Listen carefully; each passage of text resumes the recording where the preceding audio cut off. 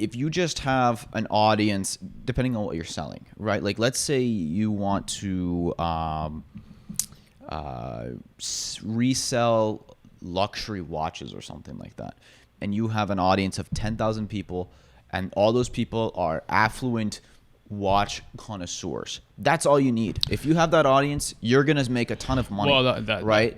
So, or hey, if you're like David Dobrik last week launched his own cologne and perfume line, and I don't know what the sales are so far or anything like that, but he has millions of followers, and so all it takes is a small percentage of them to buy, and he's gonna make a ton of money. Right. That's kind of the back, and this is not even new. It's actually fairly old, but the Kevin Kelly's 1,000 true fans, basically. Exactly. You have an audience that you develop 1,000 true fans that endorse your product, that like your product, that we're going to recommend your product to their own friends and peers and all that, and then those true fans become your brand ambassadors, and that's how you grow your audience as well. And then once you have that, then you can, like you said, you just develop a product or products. The thing I actually think people don't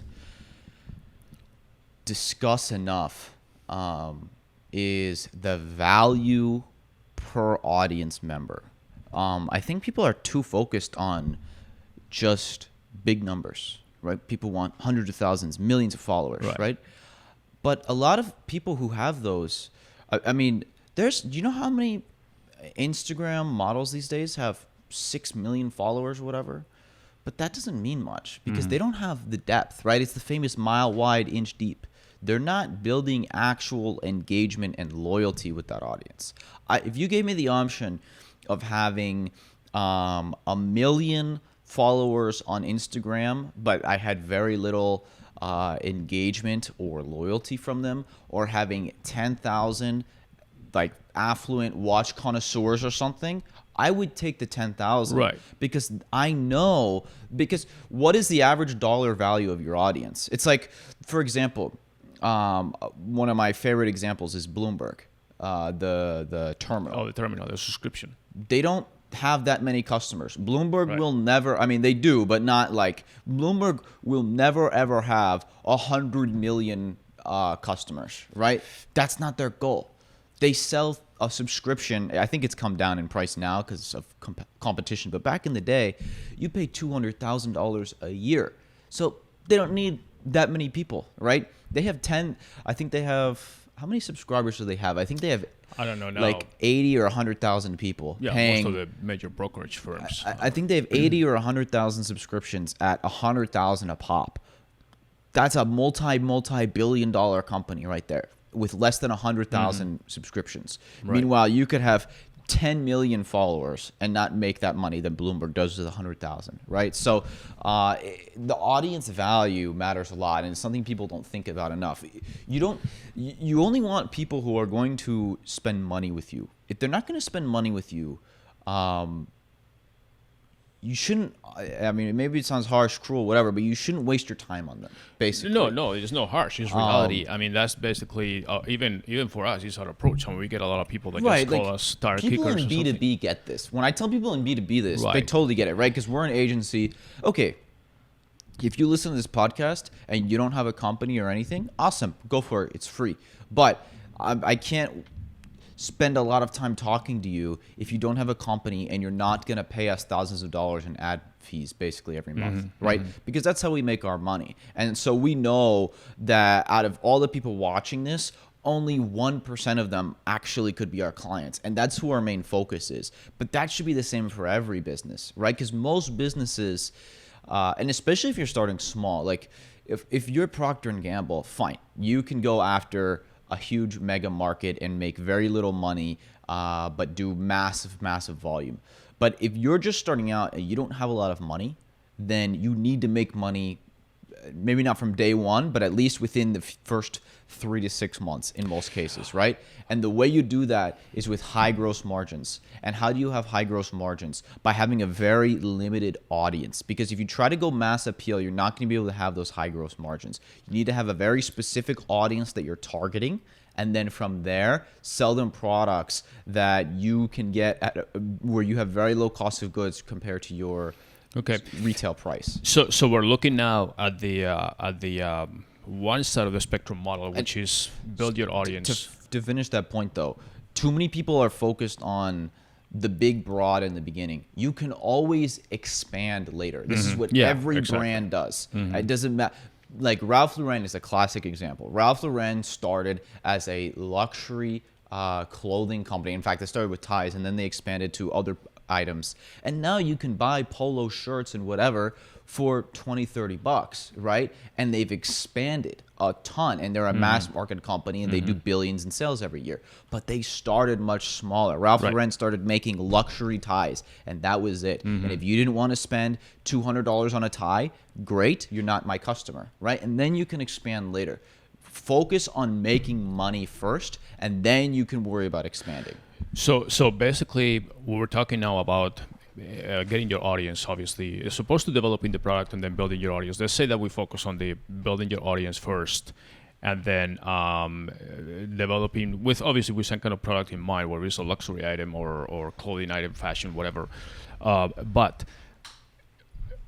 what value, or how do you convert that audience into a potential customer that will be a loyal customer too? So at what point do you make the transition to say, hey, we develop all this information and content for you, the audience, about this lifestyle or this watch information or this multimedia campaign that you are basically getting your audience to read about your information, your niche, not so much about your product, and then you say, now we have this product to sell.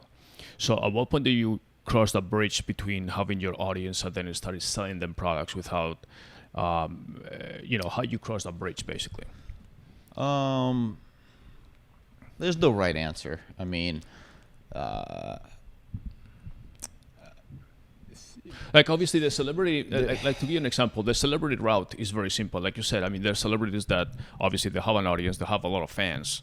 Forget about 1,000 true fans. They have millions of true fans. And then you see celebrities that sell tequila, or they sell cosmetics, or they sell fashion, they sell apparel, all that stuff. I mean, lots of names from The Rock at the top end of whatever he sells, even tequilas or something, to Gwyneth Paltrow selling cosmetics and basically everything else. So, but celebrities have already that audience built. But for a non-celebrity person, a normal person, business person that says, okay, for example, I could tell you, I would love to develop like automotive products, high-end automotive products for exotic brands. And I love racing, I love race cars, I love exotic cars, all that stuff. So, and I have a lot of ideas, and I have actually a lot of connections in that kind of world.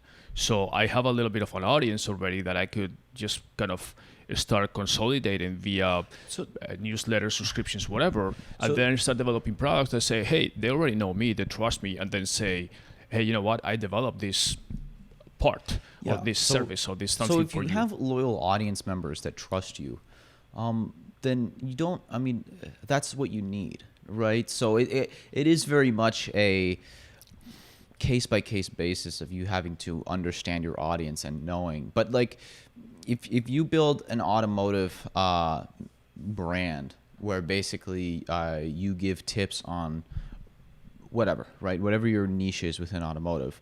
And then you basically say, hey guys, a lot of you guys have been complaining about this certain part that you can never get it or it never works or whatever. Maybe it's a type of wing or a spoiler or whatever. And you say, I've taken your guys' feedback and basically created a better version. I have a new wing that's going to work great. Right? And this is why, and you can give all the, technical explanation, whatever, to your audience. And then basically say, and it's for sale now.